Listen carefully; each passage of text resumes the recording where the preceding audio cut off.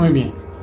Entonces, en la eliminación monomolecular o E1 tenemos este ejemplo en el cual el grupo saliente está unido a un carbono que tiene un carbono primario o un carbono terciario.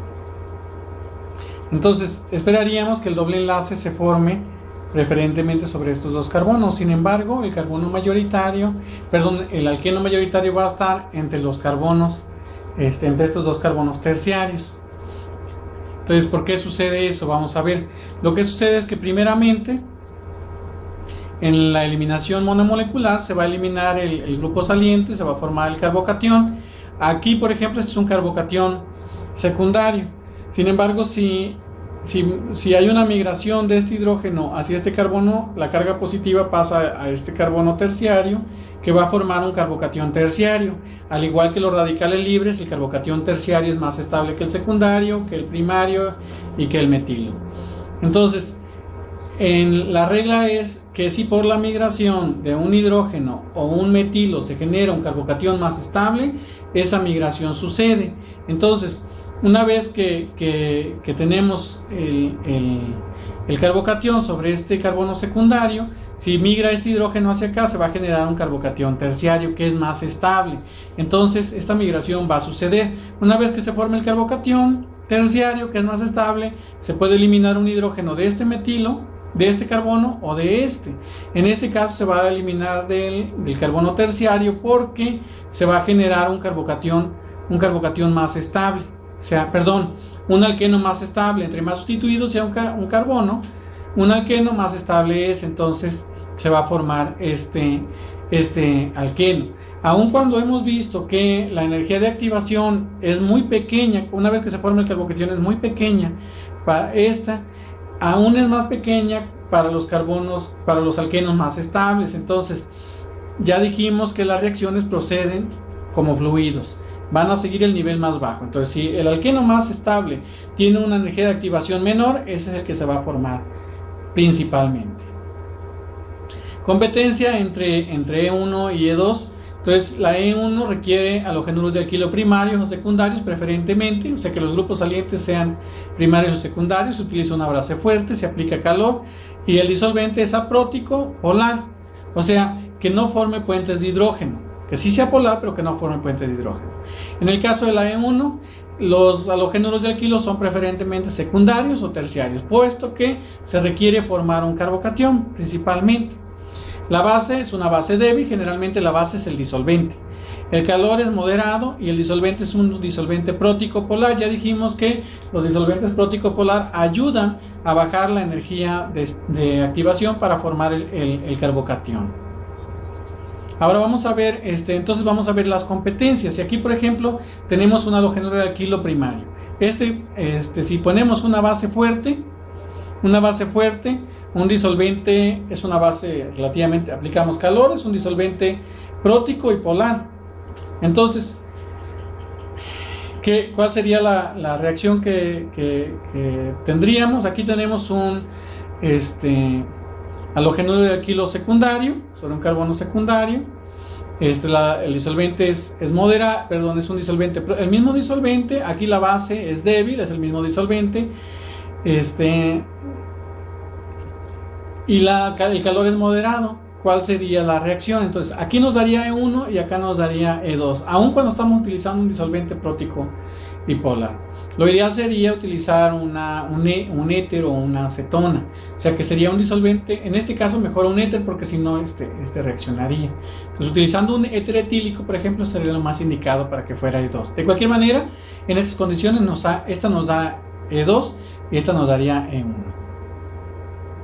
Vamos a ver las reacciones de los alquenos. Los alquenos dan reacciones de adición principalmente, o sea que sobre los carbonos vinílicos se va a adicionar se van a adicionar un par de átomos.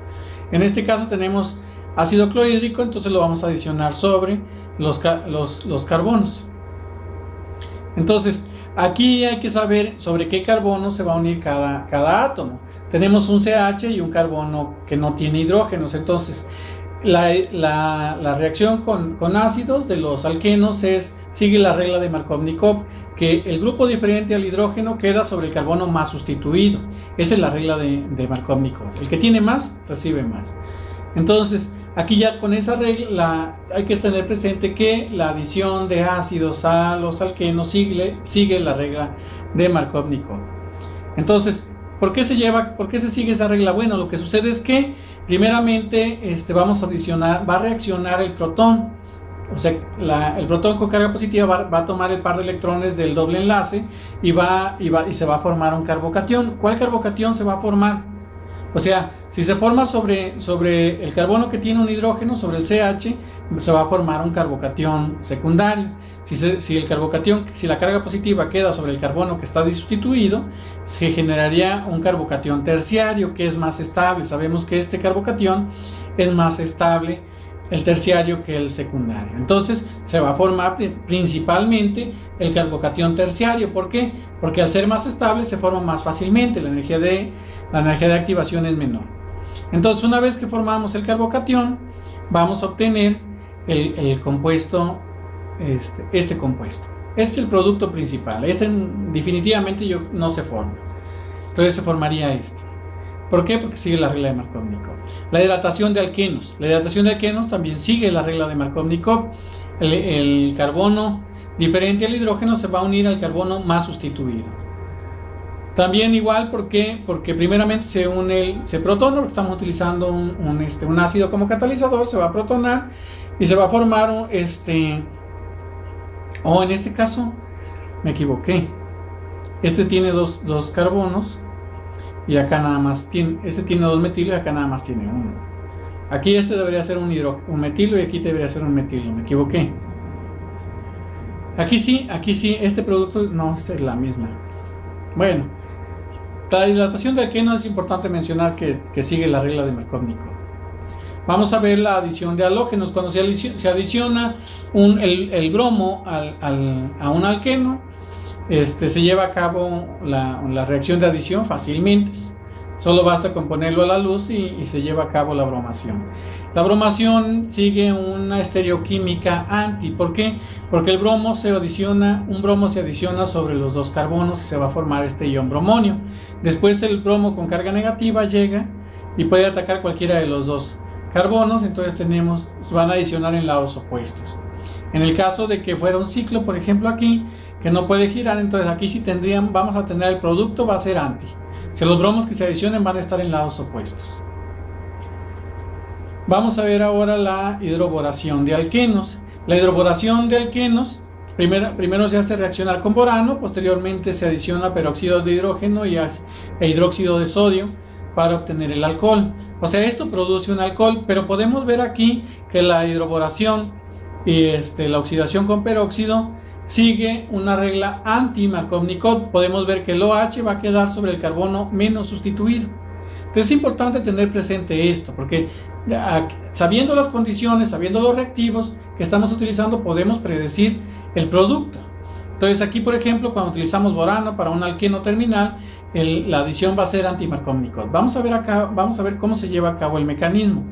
Aquí, por ejemplo, el boro con su orbital P vacío, sabemos que el boro y el aluminio tienen 3 electrones de valencia y tienen un orbital vacío. Entonces, por eso actúan como ácidos. Entonces el boro va a actuar como un ácido, va a tomar el par de electrones del doble enlace y le va a donar un hidrógeno. De ahí que sea anti-Markovnikov. ¿Por qué? Porque el carbono terminal se va a unir al boro y el hidrógeno se va a unir al átomo 2, al carbono 2, al más sustituido.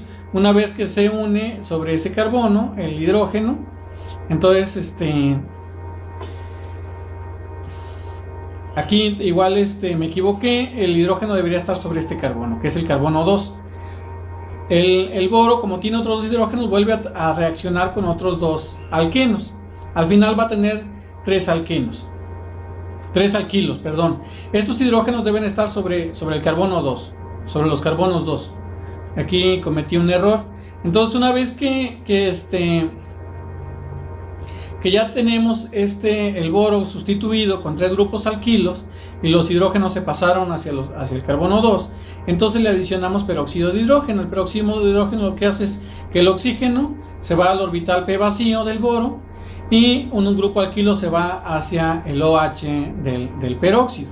Aquí siempre que el boro tenga tres enlaces va a tener un orbital vacío. Entonces pasa esto, tenemos aquí un OH del peróxido se va hacia el orbital vacío del boro y un grupo alquilo se va al otro OH del peróxido. De esa manera vamos a generar un OH unido al carbono 1 y el hidrógeno al carbono 2. Esto se repite, esta reacción se repite otras 2 veces y tenemos 3 moles de alcohol. Ojo, la hidroboración de alquenos sigue la regla anti-Markovnikov. Produce alcoholes, pero con la regla anti-Markovnikov. También se pueden obtener alcoholes por oxidación de alcoholes, de alquenos. Estos, primeramente utilizamos un alqueno, un peróxido de hidrógeno y tenemos un epóxido. Aquí tenemos un alqueno, utilizamos un perácido y se obtiene un epóxido. Estos epóxidos se puede hacer, también aquí está el mecanismo, cómo se lleva a cabo la oxidación de los alquenos, ya sea peróxido o perácido, el mecanismo es exactamente igual. El producto también es un epóxido. Esto es una reacción de los alquenos. Estos epóxidos se pueden hacer reaccionar con agua o utilizando un ácido como catalizador y vamos a obtener dioles, pero eso lo vamos a ver más para adelante. También podemos llevar a cabo la oxidación utilizando permanganato de potasio diluido y frío y vamos a obtener este heterociclo. Posteriormente lo hacemos reaccionar con hidróxido de sodio o bisulfato de potasio de sodio y vamos a obtener un diol. Este diol tiene la particularidad de que se adiciona sobre el mismo lado. Si este fuera un ciclo, vamos a tener una adición sin, o sea que los OH están del mismo lado. Tenemos aquí cuando se lleva a cabo la oxidación utilizando permanganato de potasio concentrado y caliente, este permanganato oxida, rompe el doble enlace carbono y el enlace sigma y los oxida hasta carbonilos o inclusive los puede oxidar hasta dióxido de carbono si se aplica calor suficiente. También podemos utilizar tetróxido de osmio, el mecanismo es exactamente igual, y después peróxido de hidrógeno y tenemos un diol y el tetróxido de osmio se regenera otra vez y vuelve a reaccionar.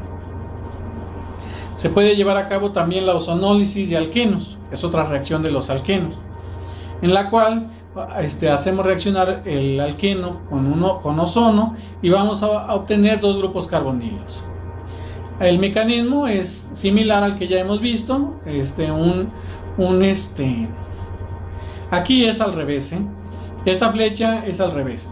Es un agente oxidante, entra al carbono vinílico y este par de electrones se viene a este carbono del doble enlace. Entonces de esa manera tenemos este heterociclo con 3 oxígenos, pero este heterociclo es bastante inestable, entonces hay un reacomodo de electrones. Se rompe este enlace y el par de electrones se viene hacia este oxígeno y este par de electrones se viene para acá, entonces vamos a obtener 2 carbonilos. Un carbonilo con un oxígeno protonado, tiene una carga negativa y otro carbonilo que se formó con este oxígeno. Luego este oxígeno con carga negativa va a atacar este carbono. Aquí los carbonilos tienen una carga positiva parcial sobre el carbono. Entonces esta carga negativa ataca el carbono, el carbono del carbonilo está cargado positivamente.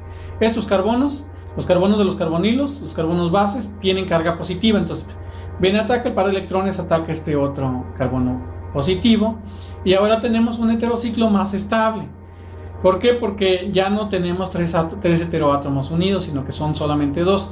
Entonces aquí basta con adicionar zinc. El zinc es un catalizador, tiene orbitales de vacío, se coordina con los oxígenos y entonces se forma hidróxido de zinc con el agua y se forman 2 carbonilos.